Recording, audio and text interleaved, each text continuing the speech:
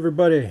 It is 4 o'clock Eastern on a Tuesday, which means it is time for the Monster Maverick Show, where we talk about all things Splinterlands, and especially the investment side and yields and all that kind of stuff.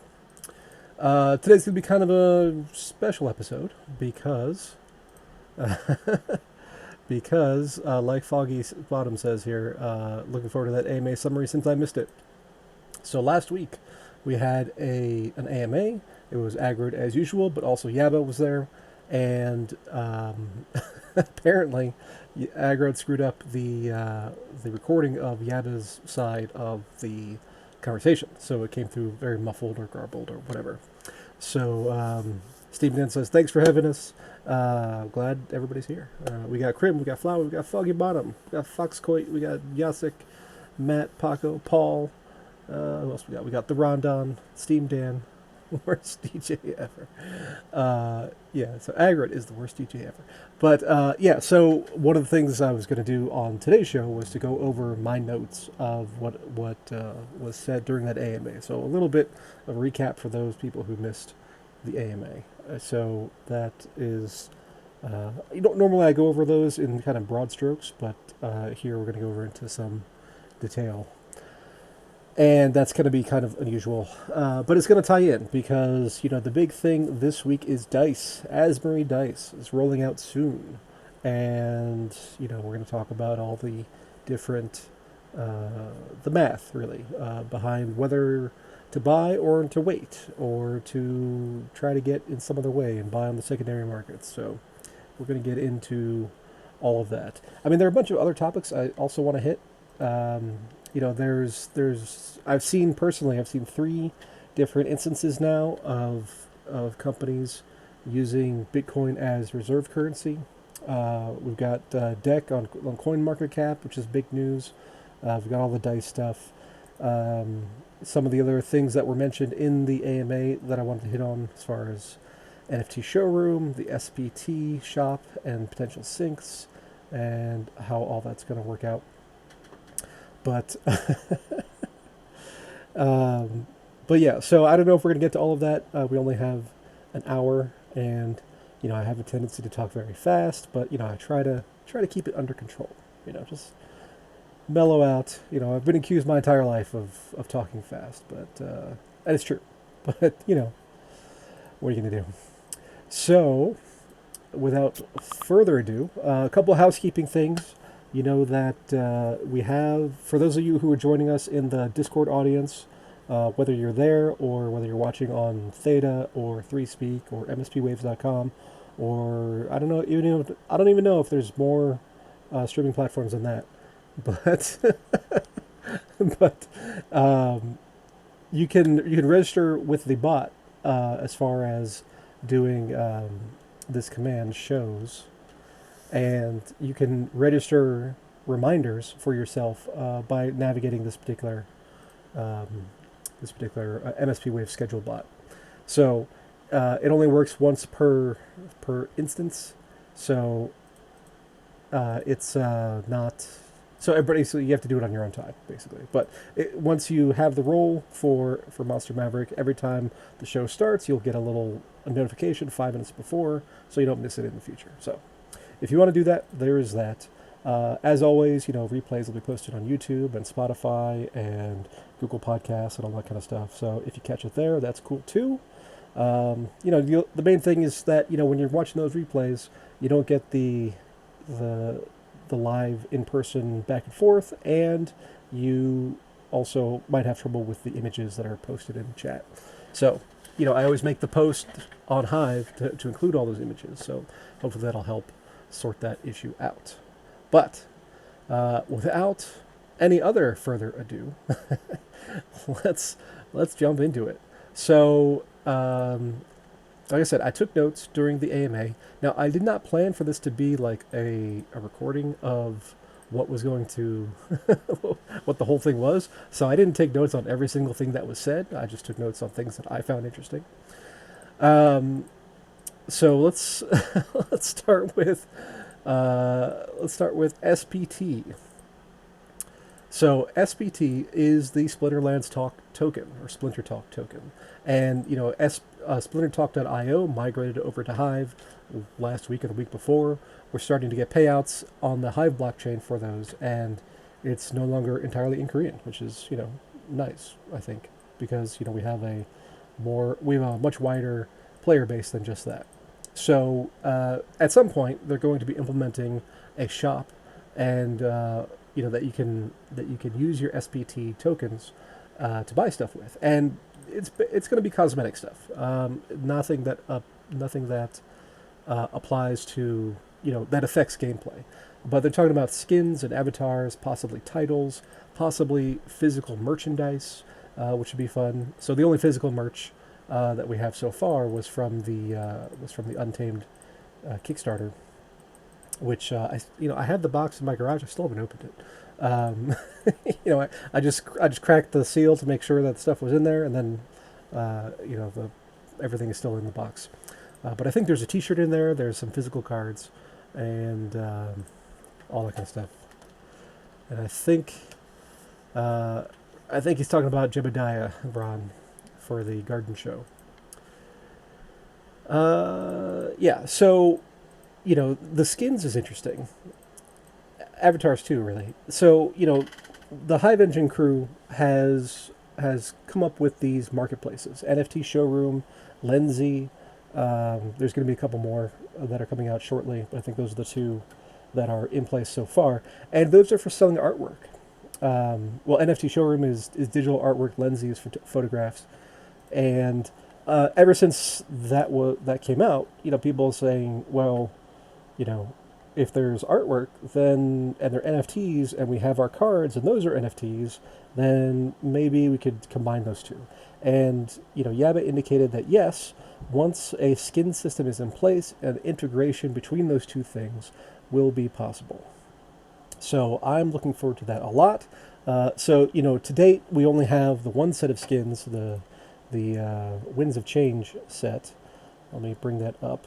So if you're watching on screen, let's transition scenes. Let's go over to splinterlands.com, and we will see the shop skins. The oinking. Or the oinking. I don't know. I still haven't checked out the game with the oinking, but from what I've heard, it has not been that much of a thing. Let's copy and paste. Come on, copy. So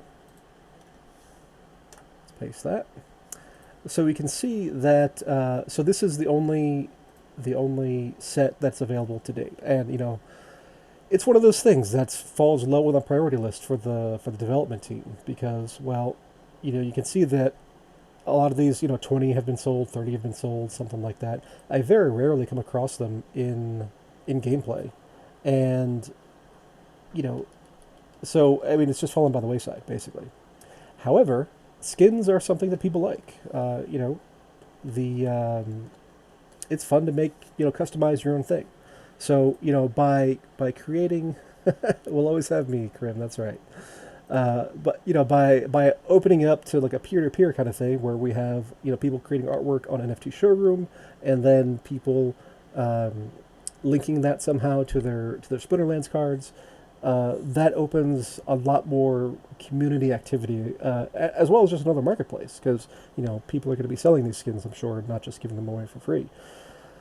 I imagine there will have to be some kind of review to make sure that it's not so different that nobody could recognize what the card is, because you don't want, like Divine Healer here, you don't want that to be a gargoyle, because, well, that is not in the lore, and how do you know, like if you're looking at a match that you're playing, it's like it'd be too confusing to see an image that doesn't match what the card behaviors that you're used to are. So I think there'll have to be some kind of editorial review to make sure that problem doesn't arise. But beyond that, we could have a million different versions of the Divine Healer, all created in different kinds of custom artwork.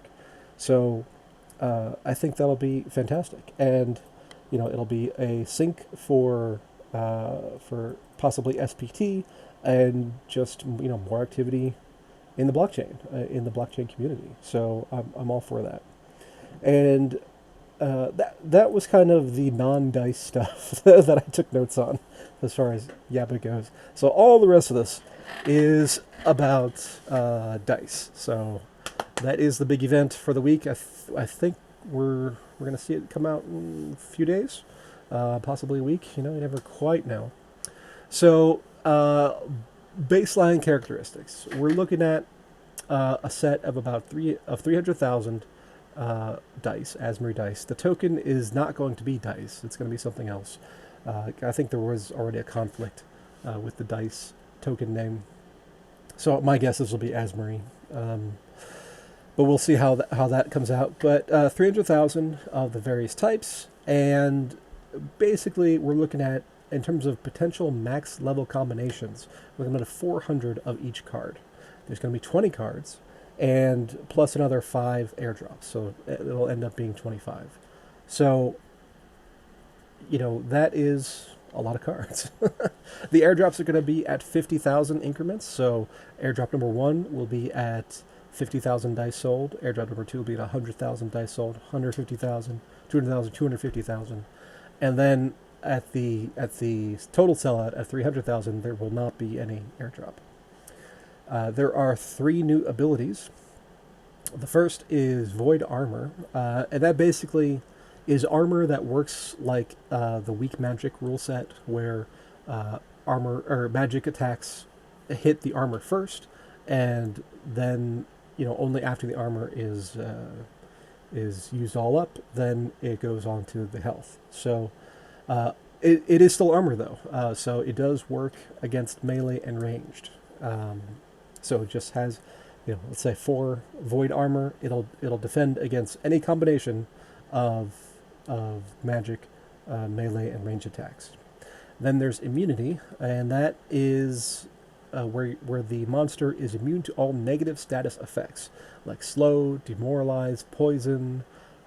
Snare is an interesting one that came up in the last set that was released.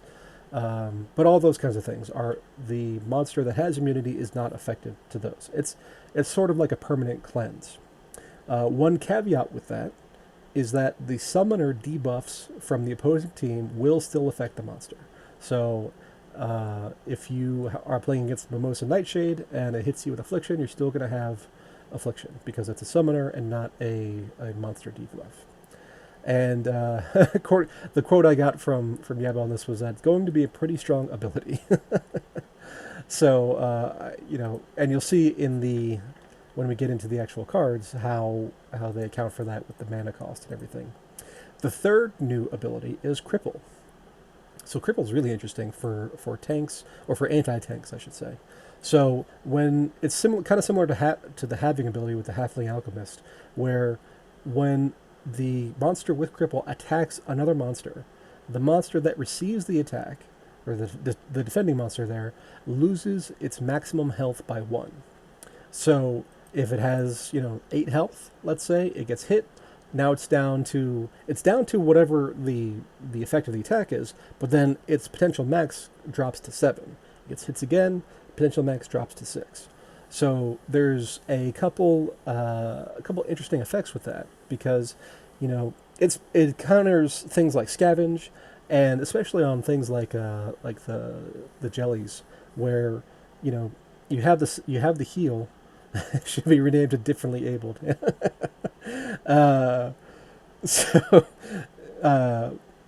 So you have cards like the jelly, where it has scavenge and it has heal. So heal restores 1/3 of the potential max hit points. So if you're decreasing the cap on that, you're actually decreasing the effectiveness of heals, whether it's self heal or tank heal.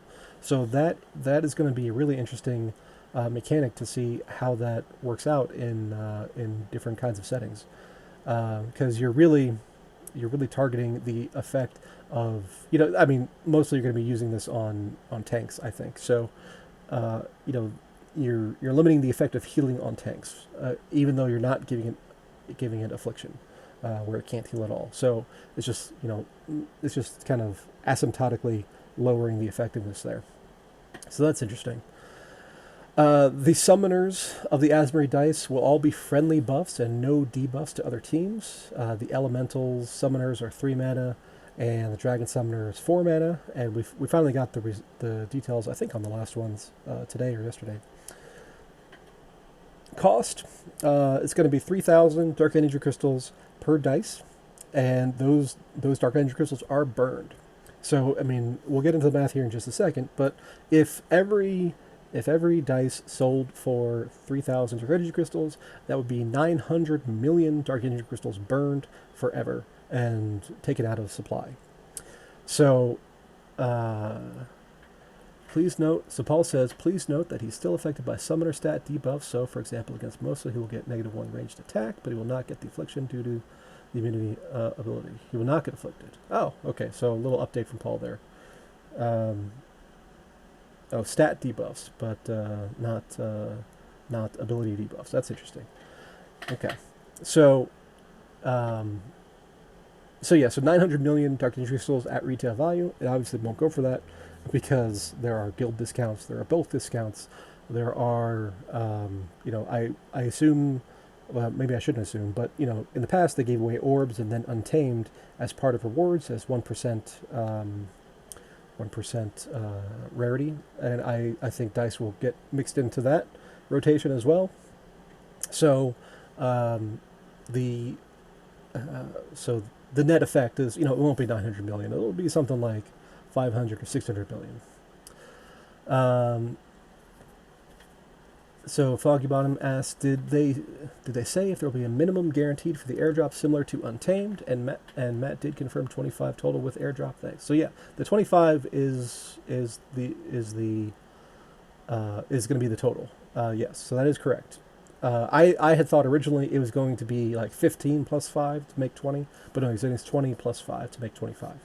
And as far as the guaranteed minimums, what you're talking about there is the with the Untamed airdrops, they started changing it a little bit, where that if you had a certain number of dice, like 400 or certain number of Untamed rather, like 400 or 425, then you were guaranteed at least one of the airdrop cards.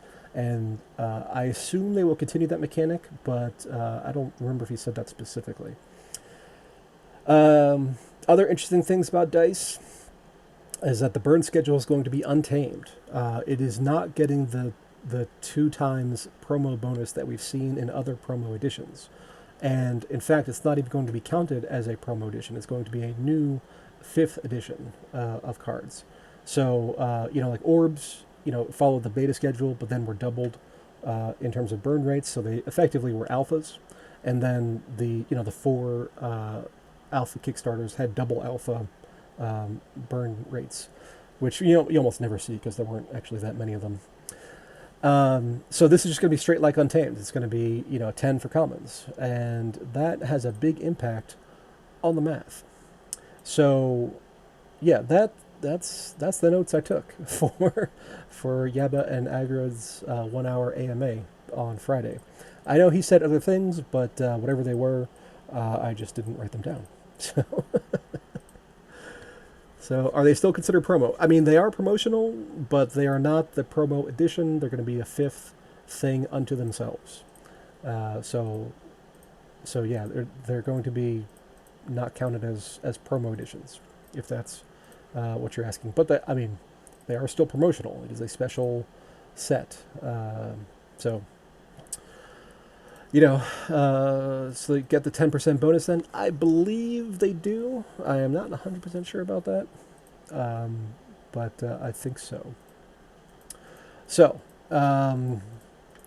here's the thing. About the math of Azmare Dice is that the premium that they're charging is a lot. And I am a little bit skeptical. So yeah, it'll be edition 5, dice or Azmare, not promo. Yes, that is correct. But I think he's talking about do you get a 10% boost to battle Dark Energy Crystal winnings? And I think they will, but again, I'm not 100% sure there. So yeah, the pricing is high. I guess before we get into that, let's take a look at the actual cards. Let's see if I can Did I bring the link? Well, here's article or post number 1.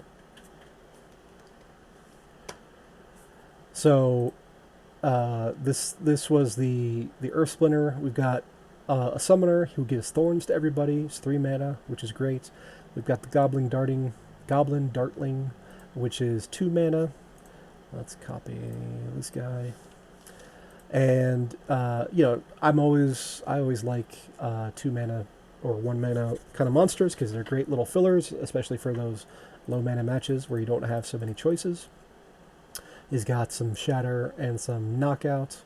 We've got the Behemoth. So every Splinter basically is getting a high mana monster like this. So Behemoth is quite a monster. It's got Reach, it's got Void Armor, it's got Knockout, it's got Flying, it's got Trample. It's 12 mana though, so it is expensive. And, it's got a double attack. It's got 3 melee and 2 magic. Speed is medium at 3. It's got some armor. It's got a lot of health. So it's a great backup tank. And because of the reach, it actually, you can put it in second position and you still get both attacks out of it. So that's going to be interesting to see in those high mana kind of matches. We get a neutral opportunity monster with the Battering Ram. That is going to be a hot seller, I think. So that was post number 1, and then let's see if I can find post number 2. I thought I wrote it down, but maybe not. So all of these cards are, I mean, they're actually much better than I thought they were going to be. So I don't know. I don't know what that says about my expectations. But they're really good cards. But they're kind of niche cards. But they're really strong within their niches. So like with the Thorns Summoner, it's going to be great in things like Melee Mayhem or Super Sneak or any of those where you get a lot of melee attackers coming in. Here we've got the Water Summoner. It's going to have Snare on everybody. So that is, that's obviously going to be great for things like Earthquake, where, you are, where, those flying monsters are really have an advantage. We've got another 2 mana Frostline. He's got Void Armor. He's got some shield at higher levels. He's got 100% melee efficiency, which I like. So he's got 2 mana and 2 melee attack, which is nice, and that's at max level. Poseidon is the expensive one for water. So he's got the immunity. He's also got Blast, and he's got some shields. And then we have a Naga Brute, which is a dragon monster, and it's got Void Armor, Thorns, and Return Fire. So it's very defensive. In fact, it has no attack. So, it's one of those, sniped traps or something similar. And then, so that was the second batch. And the third batch was, so we get back to my place here. Third batch was here. And then we have the Fire. So he gives piercing to everybody. So, now that the Void Armor is a thing, your magic attack, none of those monsters have piercing. That wasn't really an issue before. So now on Fire, you have this summoner that gives piercing to everybody, so that will be a counter to the Void Armor. And it's it's always nice to have the pros and then the cons, for each kind of new element added. We've got the Flamesmith. He's got Repair and Shatter. So repair your guys, shatter the other guys, which is good. A little bit expensive at 7. But, Repair and Shatter are both really strong abilities. The big guy for Fire is Caledum, I'm guessing is how that's pronounced. We've got Void, we've got Cripple, and Immunity and Thorns. And it's a magic, very slow kind of monster. So, that'll be good for especially in slow matches, which there are a fair number of. That'll be a really powerful monster. And then we've got a a neutral who is got oppress, snare, and blast. So, on monsters like your jelly or your Lord Aranthus, or even that new one, that dragon brute. So, oppress doubles damage against those attacks, against those monsters with no attack. So, plus have the blast and the snare. I mean, it's a good specialty kind of monster there. So that was part 3. Then we got part 4. Yeah, Grenadier is strong. It's going to be great in certain places. So, whoop, my mouse just went crazy. Okay, so the Life Summoner is where'd she go? Lorna Shine. So Lorna Shine gives divine shields to everybody. That is a very powerful summoner. I think it's probably the strongest one. But we'll see how it works out in gameplay. But getting basically a free round 1, where you can attack and they can't do much to you is quite strong. So we'll see how that ends up. And then we got the Lunacari Mistress. She's got Cripple and Oppress, Magic Attack, Slow, 6 mana, 7 health. And so, that'll be good, especially in the slow matches. The big one is Kralis. So this one's flying, it's got immunity, it's got heal and strengthen. And it's got double attacks. It's got magic attack and melee attack. They're low, but you have both of them. So that's going to be a very strong player for the Life team. And then we have Dragon Spirit, which again has no attack and has 9 health, 6 speed, no armor, and it has immunity. It's got redemptions, so when it dies, it takes out a health from everybody, and it's flying. So that'll be interesting to see in like Earthquake kind of matches. In certain combinations, you boost that speed up to 8 maybe. It'll be very hard to hit as a frontline dodge tank. And that was part 4.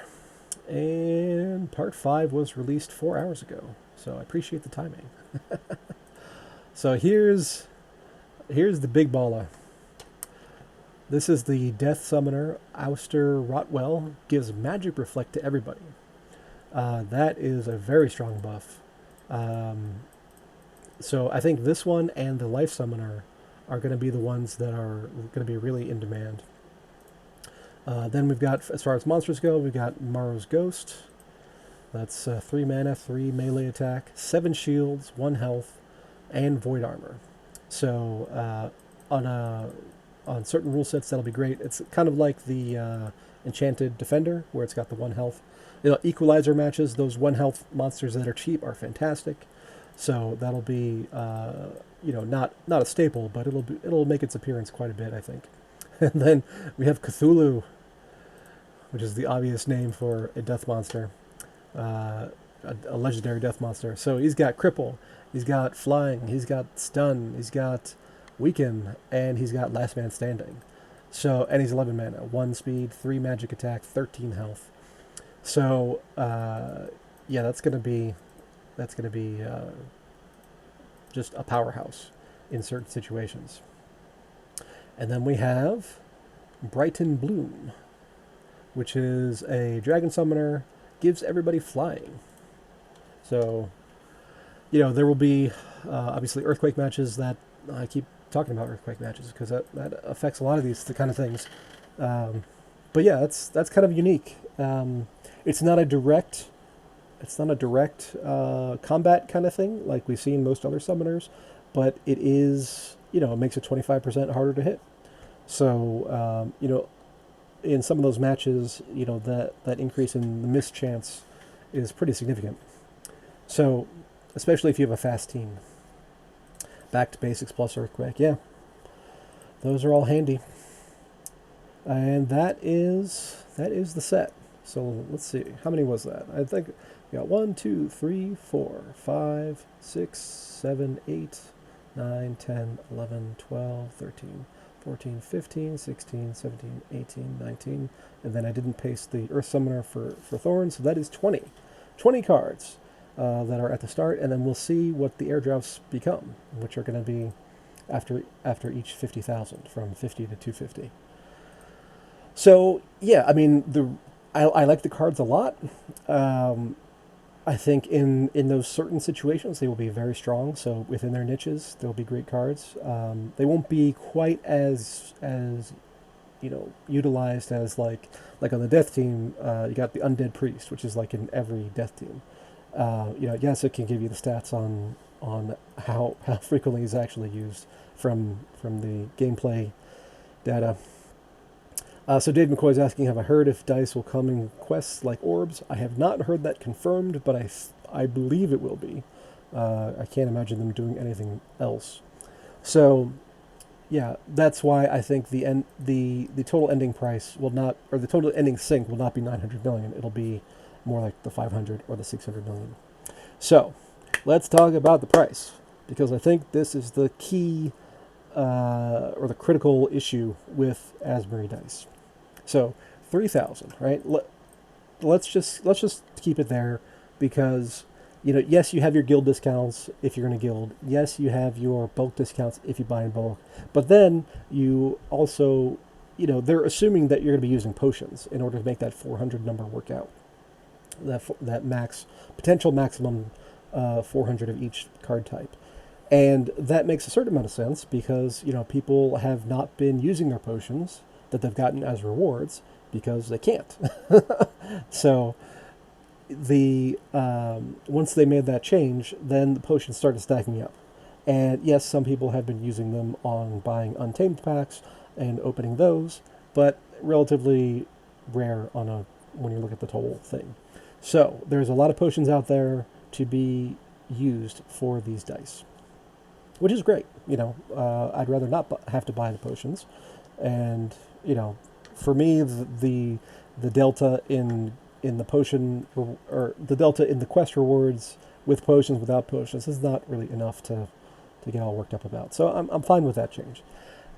So bottom line is, since you may or may not have to buy potions, and you may or may not have to pay 3,000, we're just going to net that out to being equal and call it the 3,000 per dice. Okay, so how many dice are you going to buy, and how worth it is that? How much worth do you get out of that? So I did a little bit of math, and I made a post on this a while back, and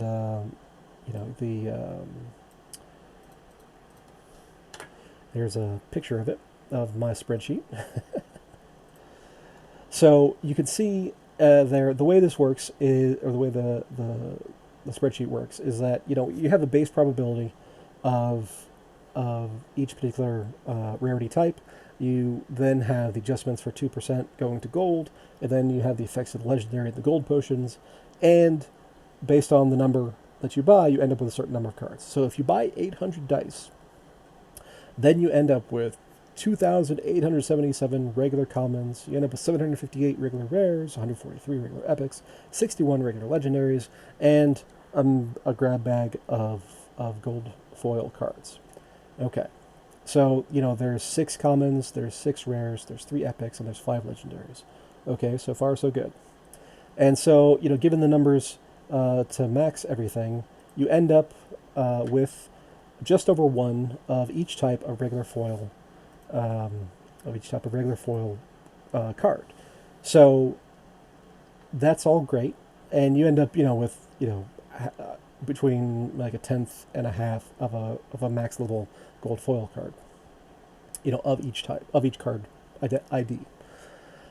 However, given the burn rates are following the Untamed schedule, you end up with a burn value of 460,000 dark energy crystals. So you paid, for those 800, you paid 2.4 million, and you end up with 463,000 of burn value. That, I think, is the major problem that we have with dice. And so, I took a look in the marketplace of, what kind of premium compared to the burn rates the different cards have. Now, summoners, so just, 2.4 to 460. That's a 5x multiple. So basically, you're paying 5 times the burn value that you're getting. And summoners do have, oftentimes, at least most of them, have a 5 times premium. So that helps, right? And so if you calculate it that way, then you end up with an effective value of 833,000 dark energy crystals. So that's better. It's twice as much, but you're still only at 34% of what you spent. So then, I was looking at the monsters rather than the summoners, and depending on how desirable the monsters are, they trade anywhere from like 1 times burn up to maybe 3 times burn for the really desirable ones. And we're talking about in-print kind of stuff here. So, once these are out of print, then, prices can kind of go wherever. But for while they still exist, it's going to be expensive. So on the right-hand column here, we have the 3x monster scenario. That's the most optimistic I can actually make these numbers, where we're saying, okay, every summoner is has a market value of 5 times its burn rate, and every monster has a market value of 3 times its burn rate. So that still gives us a total of 1.56 million dark energy crystals in market value, compared to the 2.4 million that we spent on these 800 dice. And you're at 65% of your spend. So this is a problem. Obviously, at the beginning, there's a lot of excitement, and I'm certainly not immune to it. I'm going to be buying some dice. Will I be buying 800 to pay for or to build a full regular foil set? I don't know. You could make an argument saying that, well, you can take those golds and you can sell them. Like, well, okay, maybe, depending on what those market values actually end up being. But bottom line, any way you cut it, it's an expensive set. So, and like I said, they're great niche cards, but they're not so great broad utility kind of cards. So I don't think they're going to be as useful as some of the cards that we see in regular gameplay. So I mean, it seems like a nice to have rather than a need to have. It's great to have more uniqueness in player decks. So I'm all for that. It's just it's tough. It's tough to make these numbers work. So, but then there is the airdrops. How much are those going to be worth? That's very tough to calculate, because we don't know what level of cards we're going to get out of those airdrops, and we don't know how useful those are going to be. So, if they're legendary summoners like we got out of Untamed, then yeah, okay, that makes a big difference.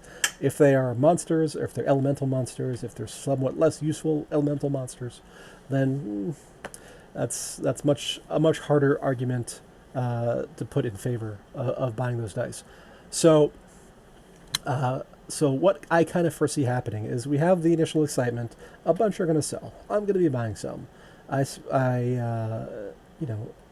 kind of a completionist. I have a lot of cards. I want to make sure that I like to have at least one of everything. And, if possible, at least one gold of everything. That has not always been possible, but I try. So, there's that. And, obviously, anytime you get a new card, the initial prices have restricted supply. So, market values are elevated. Steam Dan wants me to complete his too. Some of them. Dave L22 wants me to buy his GFL so he can buy some dice. Sure. I don't need more cards that I already have. I need new cards. I think at this moment I am now not counting aggroed, because he doesn't count. I'm the largest single holder of cards, so I got plenty. But when there's new stuff, new stuff is new stuff. So, that initial period, we'll see high prices. Maybe that 5x price will hold up for a little bit. But then,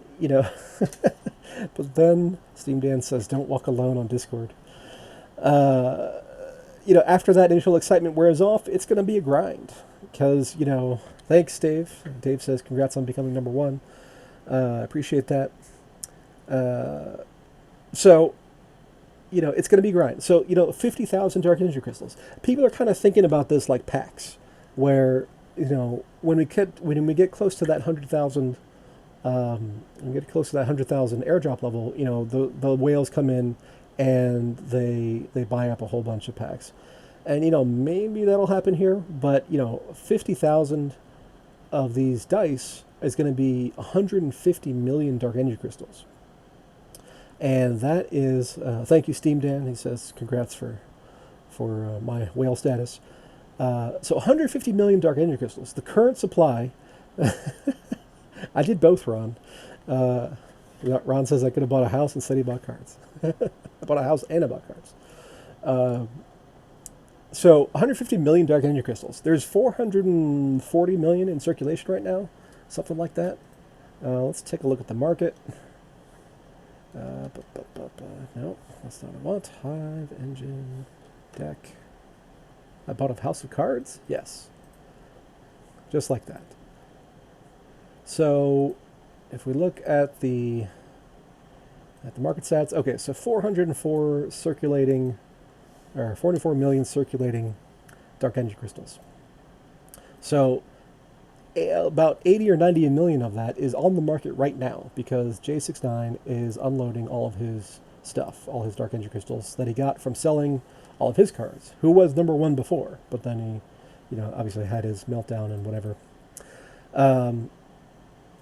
Ron says, damn bot, 1 second. Can you guys hear me? I always love technical problems. Testing 1, 2, 3. Nope. All right, well, let's jump into the audience. Let's jump over here. Da, da, da. All right, how about now? Can you hear me streaming? There we go. Okay. So, all right, how about now? Oh, now I'm getting an echo of myself.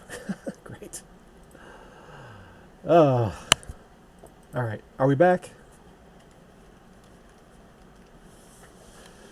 Testing 1, 2, 3.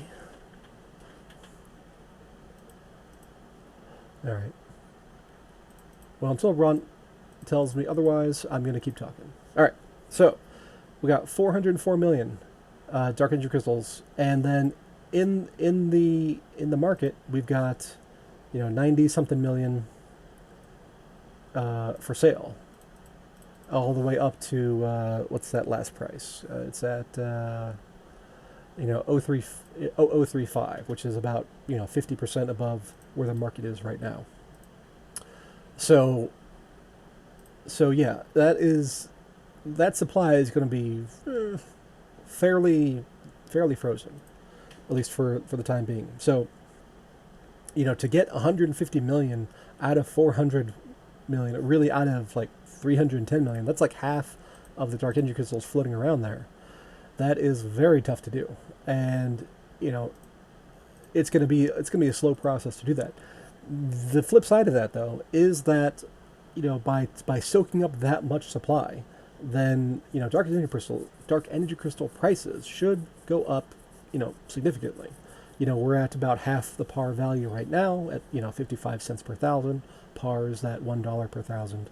So it's going to be a lot of market action in order to absorb these dice, and that's assuming that people have an appetite for them, because whether people buy them directly or buy individual cards on the secondary market, those dark energy crystals still have to be burned in order to create those cards. And let's see, where I have a tab somewhere on my sheet about the here we go, dark energy crystal production. So the amount of crystals that are minted each day decreases over time by 1% every 30 days.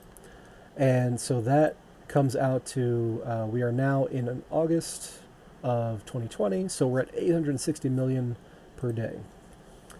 And, 860,000 per day, not 860 million. A little 3 orders of magnitude there. So, in terms of like if all of that went to buying dice, it would still take forever to use up all that 150 million, and that's just the first 50,000. So then there's going to be another 50,000 and another 50,000 and so on. So these are going to be kind of a mechanic that will, I think, significantly impact the Dark Energy Crystal market in rising prices. So I'm looking forward to that because as a when I look at my holdings, if I go over to Peak Monsters, let's log into my holding account. I have X number of dollars of market value, but then I also have, a burn value. So let's see, about cards. Go to my collection. Actually, I haven't looked at my market value in a bit here. So let's see what we got. I have to hit compute now. It's too much, too much for Peak Monsters to load just because. And it's thinking about it. Oh, come on. Compute. There we go. So I've got 36 million locked up in Dark Energy Crystals. And, at current market values, that's if I just burned everything, that'd be 17,000 of USD compared to the 61,000 of actual market prices. So that's, significantly lower. Whatever 61 divided by 17 is, what is that, like 3x? 61 divided by 17. That is 3.5. Okay, so, in order for those to balance out, the price of Dark Energy Crystals would have to be, $2, or $1.75 or whatever it is per thousand, rather than 55 cents per thousand. I don't think we're going to get there, but it is going to go up quite a bit. So we have this. Then we have some future guild expansions. With guild wars are coming. We're going to have more guild buildings. Then there's going to be the lands, and all of those are going to be Dark Energy Crystal sinks. So I think the float of Dark Energy Crystals is going to be going way down over the next, call it 6 months. But it's going to be an interesting shift. At some point, that might make sense for the dice prices to be where they are. But at the current prices, it's just very expensive. So you have to ask yourself: are you going to be one of the people who dives in as an early adopter here, knowing that you're going to be paying this premium, either speculating that maybe just for entertainment and excitement, which is great, or maybe speculating that the rise in Dark Energy Crystal prices is going to make up for the premium that you're paying in burn value, and what the market prices of those cards will be after all that happens. So where does the deck come from when a card is burned? It is created. That is extra inflation. That's what Paul is asking. So the daily mint is from is created every day and is distributed through battles, and that's why the day after a season ends, Dark Energy Crystal winnings from battles are actually lower, because it compares on a rolling kind of 24-hour basis to what your ranking is to the average ranking, and pays out based on that. So that mechanic leads to, because of the season reset in ratings, that mechanic leads to lower winnings per battle, which then balances out on day 2, and then for the rest of the season it's fine. So that's all created each day just as normal. Burned cards, though, are extra inflation, and so we will see how much will people burn their existing cards in order to buy dice. That's a hard trade to make, because you're trading something that's at like 1 to 3x for something that's 5x. You have to have a lot of optimistic viewpoint on the market prices in order for that trade to kind of work out. So net result is Oh, my computer's going crazy here. Okay. Net result is that. Um, oh, did I lose everybody? Okay. Dave McCoy is asking, have you estimated the impact of the new collection power system with so many decks having to play in a lower league and thus getting fewer cards? So no. I think so. Dave's bringing up a point that in a week from now, it's going to be September, and the collection power system is going into effect. We're going to have to wait to see the exact implementation of that and also see the reaction that the bot networks have in response to that. So I think it's too early to tell how that's all going to play out. And, because the difference in rewards between silver 3 and diamond 3 are enormous, right? It's, several order. It's a multiple of it's a high multiple. I forget what the actual number is off the top of my head, but if it's the situation where a level 1 bot account can rent some gold foil legendaries, or the bot owner can buy a couple gold foils and then distribute those to the playing accounts, maybe it's worth doing that, and then losing 80% of your matches in Diamond 3 if you still get the Diamond 3 rewards. Maybe. It's going to depend so much on how the collection power thresholds are implemented as to how those bot networks are going to respond. So,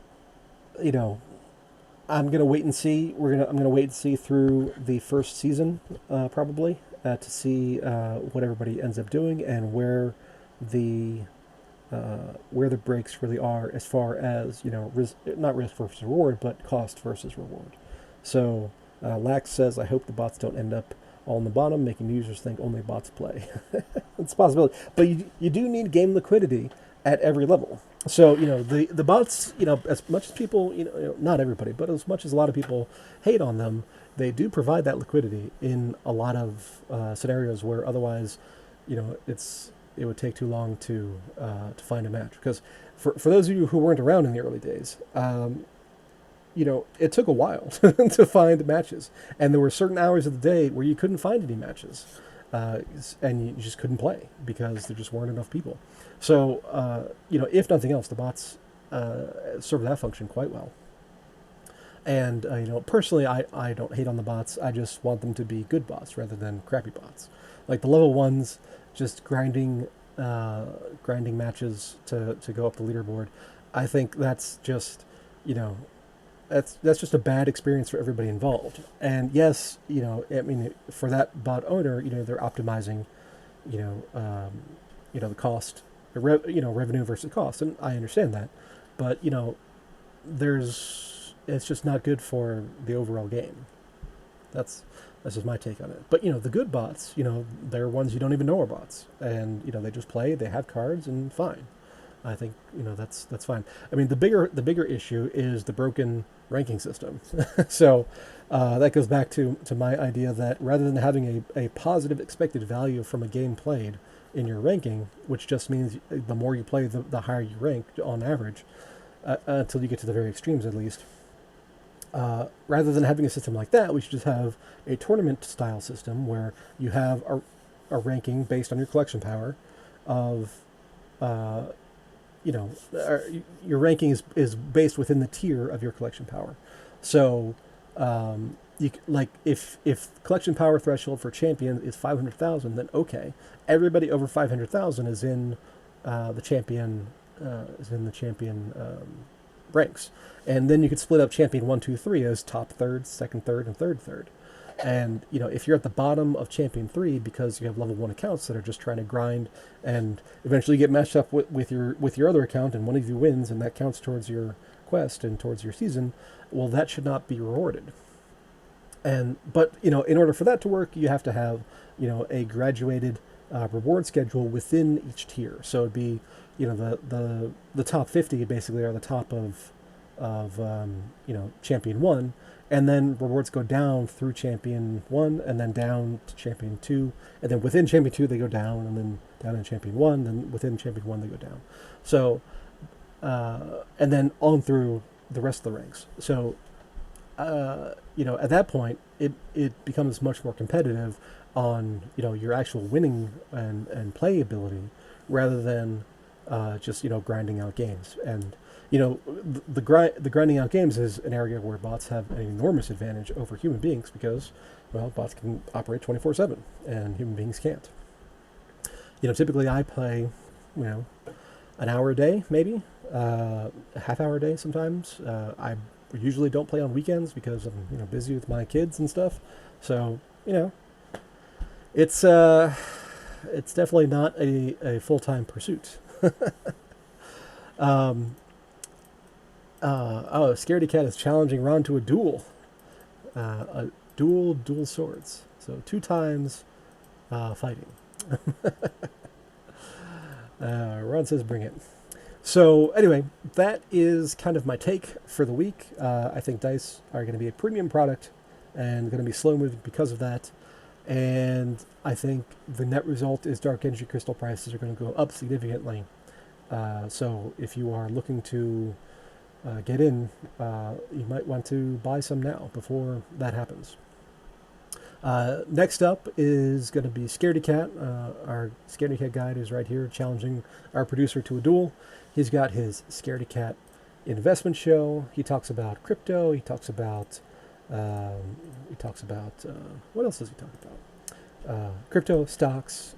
You give him a ticker, he'll chart it and tell you where support, resistances, opportunities. Looking for that asymmetrical alpha to be generated, all that kind of stuff. Real estate, stonks. Yeah, stonks up. He's pulling his Dave Portnoy. And all other kinds of things. So, and he plays Rush. That's right. He always plays Rush. I don't play any music. Maybe I should. I don't really know how that whole works, how that whole thing works, where we have to have certain licensing, and then I'd have to cut it out for replay purposes. Because Steam Dan says it's giveaway time. Neil's going to give a Shin Low. Well, do we have time for a game of dice? I play Asaria music. I do play Asaria music, but she gave that to me as my intro, my intro and outro. But yeah, there is a game. Tell you what, for those who are paying attention, give me a number between 1 and 50, and if you win, I will send you something cool. So, number 1 to 50. Come on, pick a number. We got 45 seconds. All right. And let me just do a quick equals rand between 1, 50. Oh, the number was 2. You all lost. All right. So that's it for this week. And Scaredy Cat is up next. We'll catch you next time.